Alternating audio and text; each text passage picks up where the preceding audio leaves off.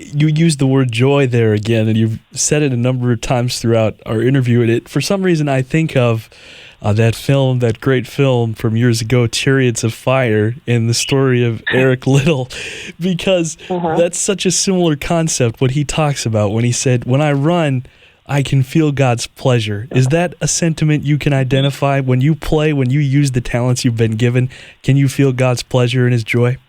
Totally. I think it's something that I was experiencing even before I knew I was experiencing it. I remember in high school, before I was associated with some of the Athletes in Action folks that really helped us learn about the joy of playing and how we can play our sport as unto the Lord. I was already doing it in high school, and I didn't even know it.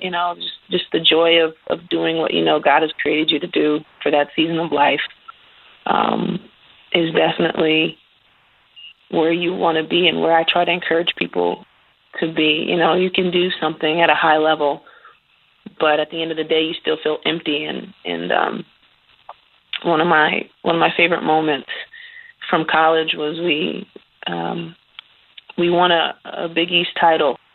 I think my sophomore or junior year. I can't remember.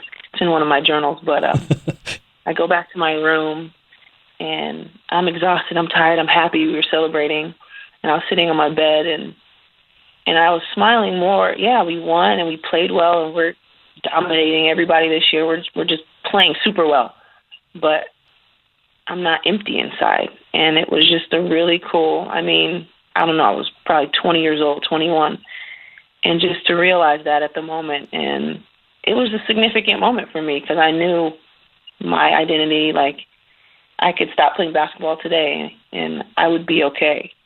Wow. Just kind of that realization of my identity. It was just a really cool moment that kind of sticks out to me when it comes to kind of the greater joy of playing